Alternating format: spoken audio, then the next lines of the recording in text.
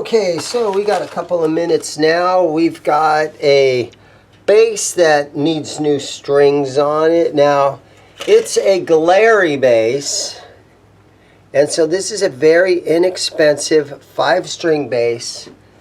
And, you know, there's nothing wrong with the strings that are on here, except my customer wants to put flat wound strings on it. So these are the round wound. So we're going to just real quick, we don't have anything to do on this one except change the strings.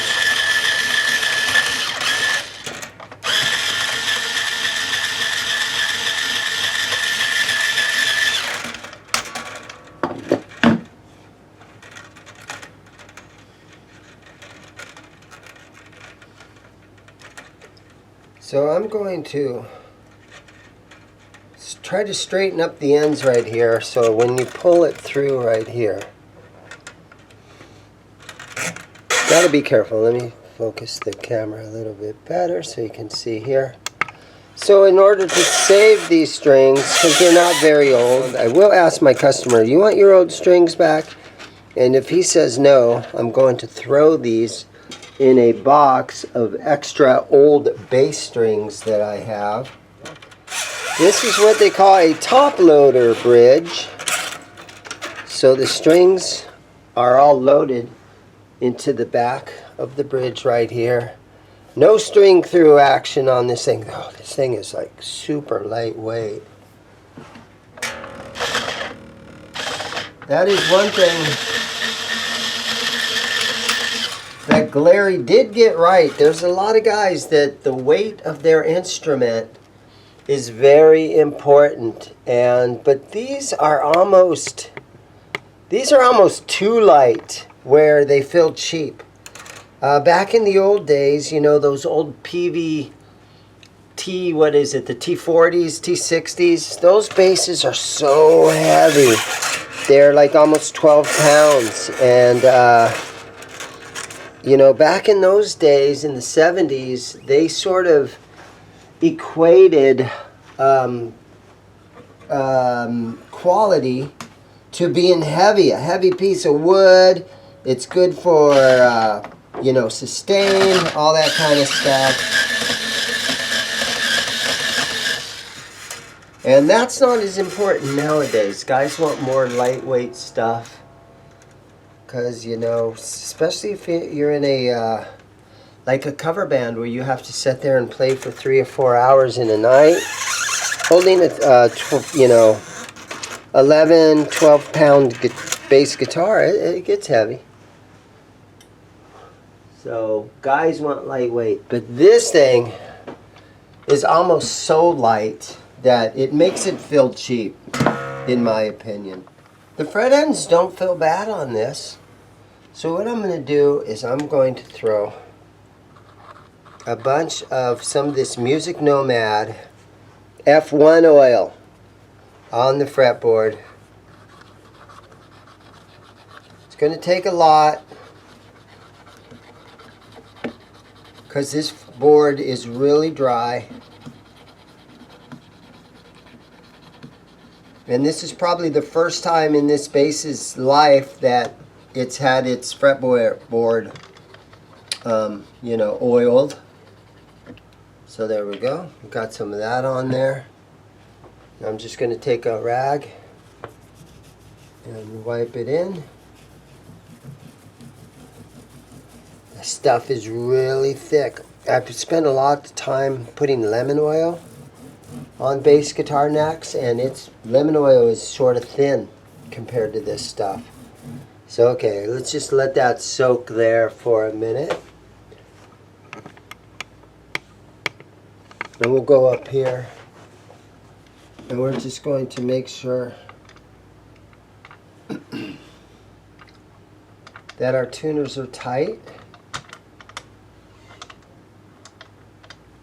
And they seem fine, so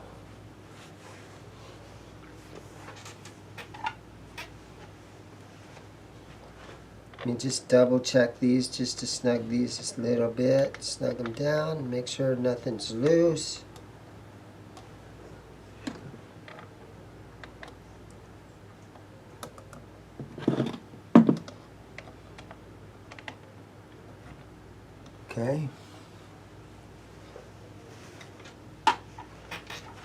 Okay, now one more time. Wipe off the excess. Oh man, this stuff is thick.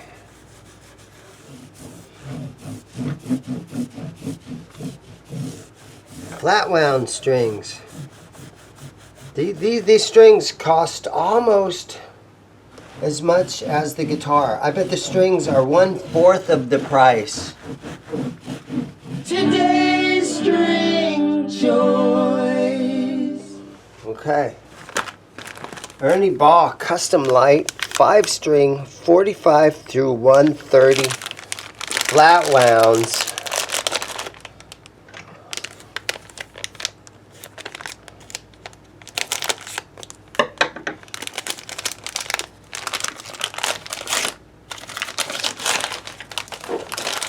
Get these babies open.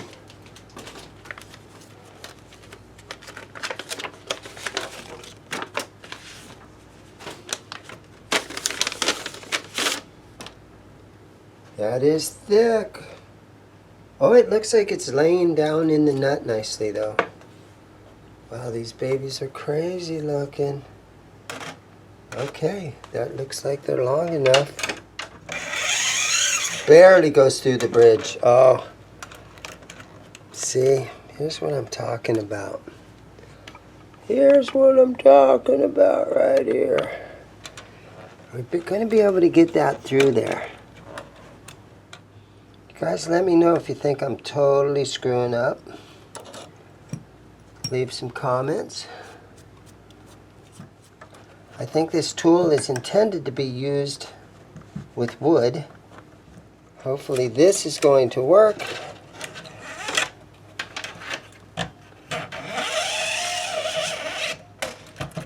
There we go. Okay. I think we're okay now. Okay, so down on this end, this is designed where the end of the string goes down in the top of the tuner. So we want to cut it about right here.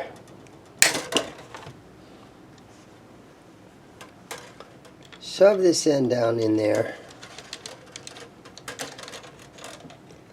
Fold it over a little bit, get it started.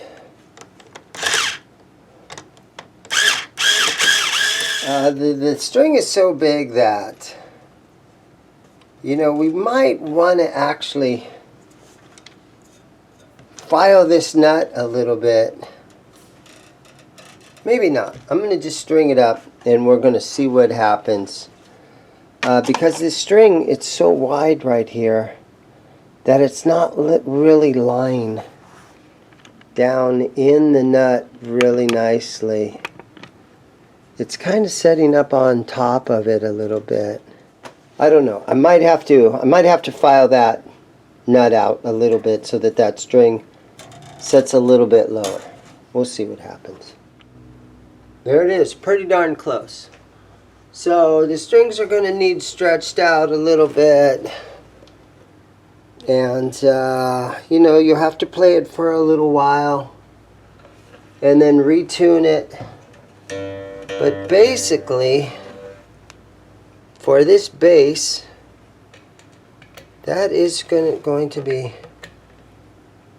pretty much for me on this one. And we have to get into the next guitar. So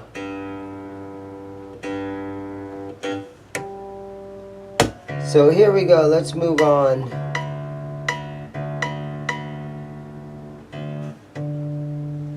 Let's move on to my next guitar.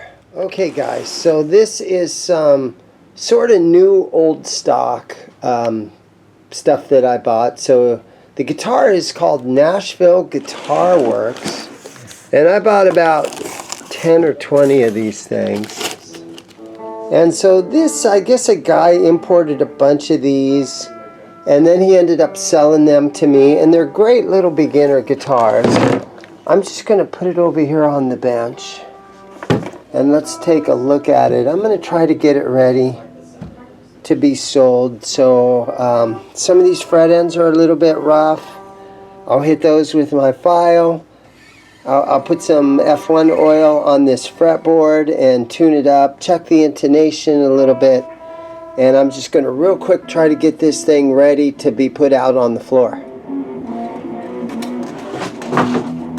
Okay, now the nut is loose, so I will be able to glue that back in. But first thing I'm going to do is just hit these fret ends a little bit. So I got my fret file right here.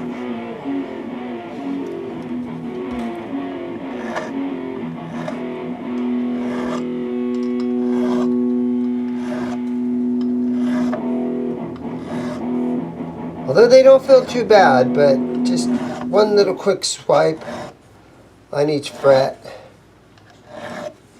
just to smooth them out. Can take a little 1000 grit sandpaper and just kind of hit these edges. There's no binding on this guitar for me to worry about damaging binding or anything like that.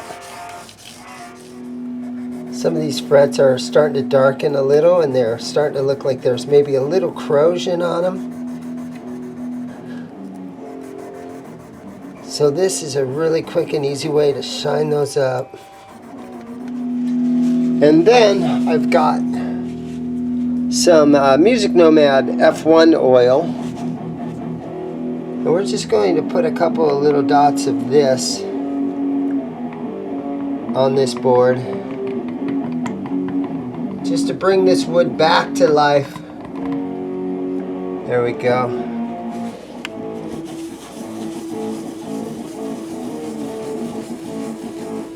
This stuff is real thick. Now we do have the plastic over top of the pickup. Wow, it's really in there good. Yeah, that's what happens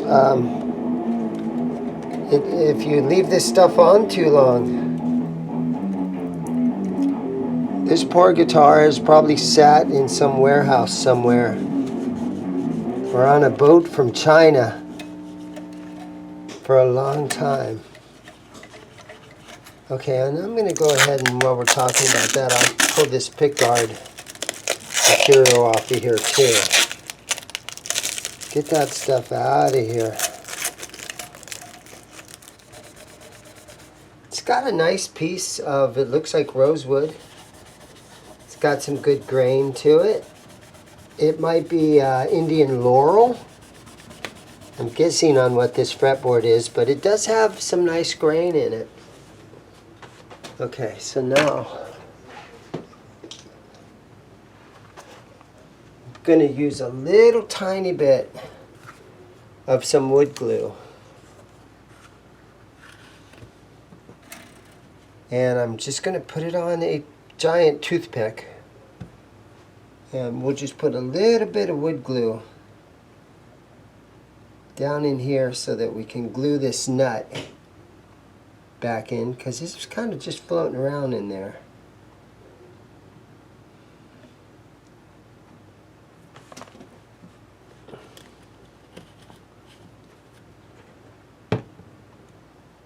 Okay, and we'll lay the nut down in there and make sure that it's down in there nicely. And then with your thumb and your finger, you kind of center it because you can feel where it is. And now it feels like it was cut nicely and it's a good fit. Okay, so then we can go ahead and put these strings back into place. Even though the nut is still wet.